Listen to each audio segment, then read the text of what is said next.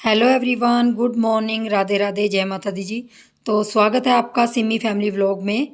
तो बहुत दिनों के बाद आज ये व्लॉग बना रही हूँ, आप लोगों के साथ शेयर कर रही हूँ। संडे का दिन है, सिमी की छुट्टी है, तो आज मैंने सोचा चलो व्लॉग स्टार्ट कर लेते हैं। काफ़ी दिन हो गए बनाए हुए।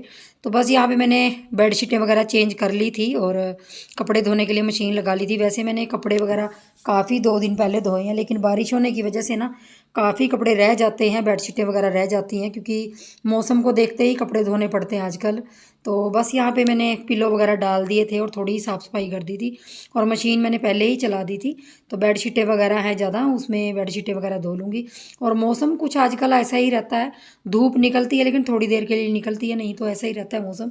मैं ये सब काम करते करते यहाँ पे दूध भी मैंने सिम गैस पे चढ़ाया हुआ था, क्योंकि मुझे अभी बनाना है नाश्ता। और नाश्ते में आज सिमी की डिमांड थी आलू के पराठे, क्योंकि बच्चे जब जिस दिन घर रहते हैं ना तो उनको ये होता है कि कोई चटपटी सी चीज़ खाएं वो अपने पसंद की। तो मैं भी ऐसे ही करती हूँ, जिस दिन वो घर रहती है तभी मैं ये सब चीज़ें बनाती हूँ, क्योंकि गर्म गर्म अच्छी लगती हैं। तो बस आलू उबल गए थे और यहाँ पे आलूओं को मैं छील लूँगी। और दोनों बहन भाई यहाँ पे मस्ती कर रहे थे, क्योंकि सिमी की ड्यूटी होती है सिद्धार्थ को पकड़ने की और मैं ये सब चीज़ें बनाती हूँ।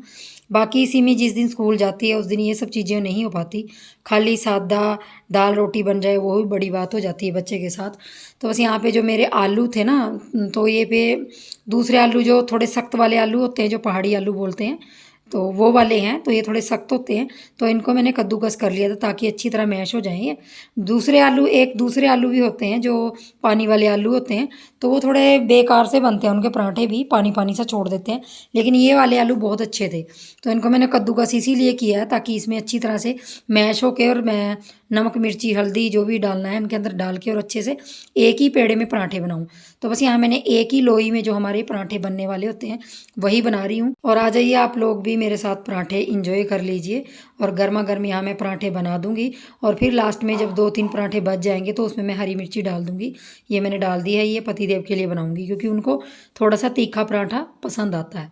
तो बस यहाँ सबको नाश्ता दे दूँगी, सिमी को सबसे पहले दे दूँगी क्योंकि गर्म गर्म वो खा लेगी, क्योंकि उसके पापा बेबी को पकड़ लेंगे, मतलब सिद्धार्थ को पकड़ लेंगे, तो सिमी नाश्ता कर लेगी। और व्लॉग काफ़ी दिन से इसलिए भी शूट नहीं करती, अब पता नहीं क्यों, जब हम काम करना ऐसा छोड़ देते हैं ना तो थोड़ी सी आलस आती है। और सिद्धार्थ के चक्कर में ना बिल्कुल भी टाइम नहीं लगता। एक लाइफ कहते हैं बिल्कुल ही चेंज हो गई है अब सिद्धार्थ के साथ। पहले लाइफ अलग थी और अब अलग है, तो बहुत सारा चेंज आया उसके साथ। उसके इतने सारे काम हो जाते हैं कि पूरा दिन अपने लिए बिल्कुल भी टाइम नहीं लगता। बस संडे का दिन मिलता है कि या तो रील्स बना लो या शॉर्ट बना लो या फिर कुछ और चीज़ कर लो। वो भी सिमी के ऊपर डिपेंड है, अगर सिमी का जैसे ज़्यादा काम नहीं होता उस दिन मैं वो चीज़ें शूट कर लेती हूँ, वरना ऐसे ही रह जाता है। तो बड़े व्लॉगों का भी यही चक्कर होता है, इसीलिए मैं बड़े व्लॉग आजकल शूट नहीं कर पाती। और यहाँ सिद्धार्थ अपने पापा के साथ खड़ा हुआ था और मुझसे बातें कर रहा था, मैं उससे बातें कर दी मतलब। और सिद्धार्थ ने 6 दांत निकाल लिए हैं, तो जिनकी वजह से काफ़ी उसको तकलीफ भी हुई बीच में। और यहाँ पे मैं बीच में आई हूँ पीछे, मतलब मैंने मशीन लगाई हुई है तो यहाँ कपड़े निकालने थे। धुल तो सारे कपड़े गए हैं, बस निकालने हैं। तो यहाँ पे छोटा मोटा सामान साथ के साथ हटाती रहती हूँ इधर उधर, क्योंकि बरसात का सीज़न है तो सामान इधर उधर देखना पड़ता है कि कौन सा भीगने वाला है कौन सा नहीं है। तो सारे कपड़े निकाल के बेडशीट यहीं डाल दूँगी, क्योंकि बारिश का कोई भरोसा नहीं आजकल। कई बार मौसम अच्छा होता है और उसके बाद ही बारिश आ जाती है। और आज आप लोगों से एक बात पूछना चाहूँगी कि आप लोगों के साथ भी ऐसा होता है? कई बार क्या होता है कि आपके मन में जो चल रहा होता है आप सामने वाले को बोल देते हो, या सच कह लीजिए सच ही होता है वो बोल देते हो, लेकिन सामने वाला आपके ऊपर सारी वो मतलब चीज़ें डाल देता है और आपको ही गलत साबित कर देता है, और उस चीज़ का आपको बहुत दुख लगता है। उस हालत में आपको क्या करना चाहिए? वैसे तो देखिए मैं इन चीज़ों में बहुत कम पढ़ती हूँ। मैंने बहुत सारे, मैंने जैसे आप लोगों को बताया कि बहुत कम रिश्ते हैं मेरे जो मैं अच्छे दिल से निभाती हूँ, क्योंकि मुझे झूठे लोग और दोगले लोग बिल्कुल भी पसंद नहीं है अपनी ज़िंदगी में। मैं उन लोगों में से हूँ जो साफ़ सुथरा और सच्चा बन के रहना चाहता है। मतलब मेरी शुरू से लाइफ ऐसी रही है, मैं मुँह पे बोल देती हूँ लेकिन सच बोलती हूँ। इसीलिए कुछ लोगों को मैं खटकती हूँ, मतलब कुछ लोगों के साथ मेरी बिल्कुल भी नहीं बनती, और इसीलिए मेरे पास कुछ गिने चुने लोग ही हैं जो मेरे से बात करके उनको अच्छा लगता है या मुझे अच्छा लगता है। तो बस यही चीज़ें मैं आप लोगों से पूछना चाहती थी कि आपकी लाइफ में भी कई बार ऐसे होता है।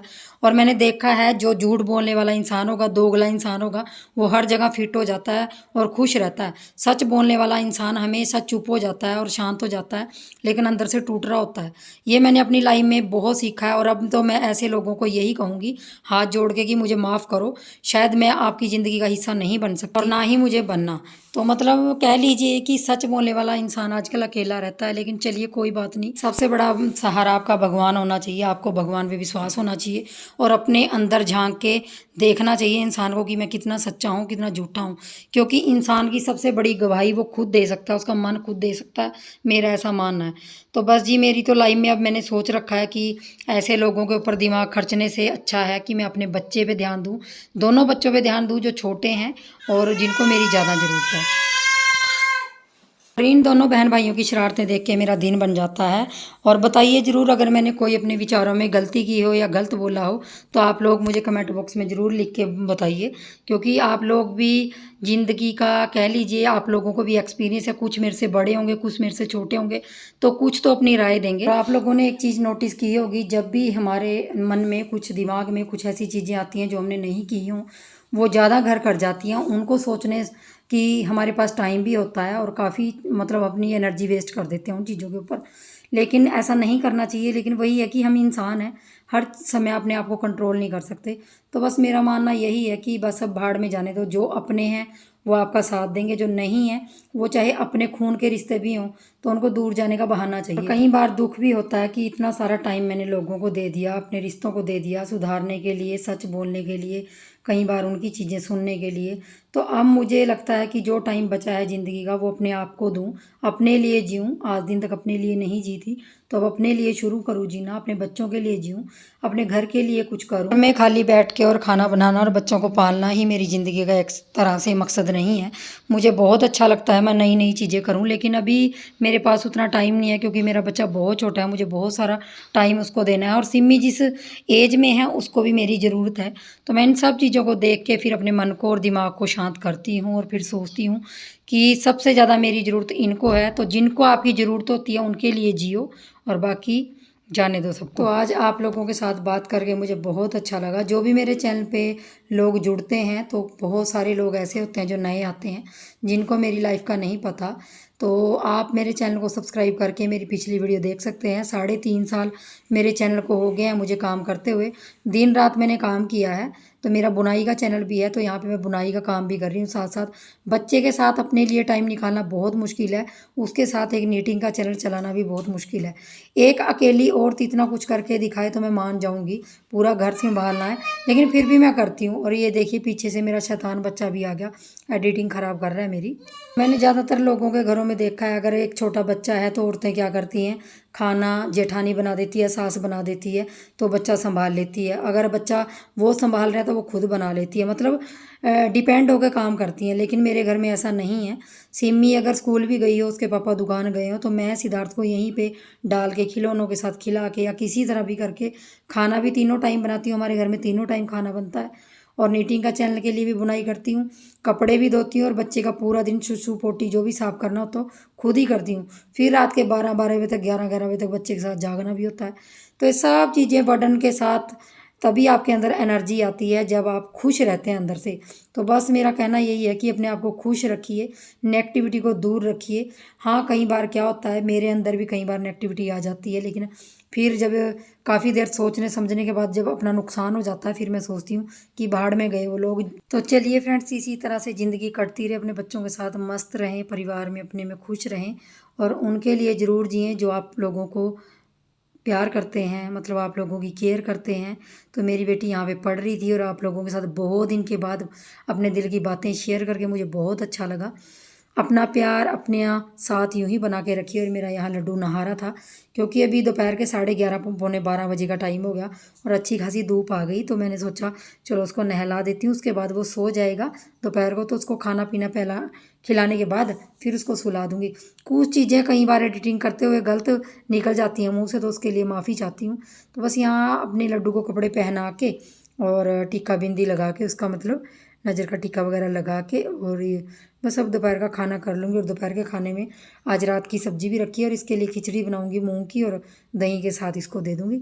बस इस तरह से जी, 1 मिनट का भी टाइम नहीं है अपने लिए। बस संडे का दिन मिलता है जिसमें मैं थोड़ा सा सिमी से मोहलत मांग के, क्योंकि वो भी बड़ी क्लास में है तो उसका भी देखना होता है कि बच्चे का पढ़ने का टाइम कितना मिल रहा है, उसको क्या करने का, तो उसका भी सोचना होता है, तो अपना भी सोचना होता है। बस यही चीज़ें मिक्सअप होके ना पूरा मतलब दिन फटाफट से कट जाता है।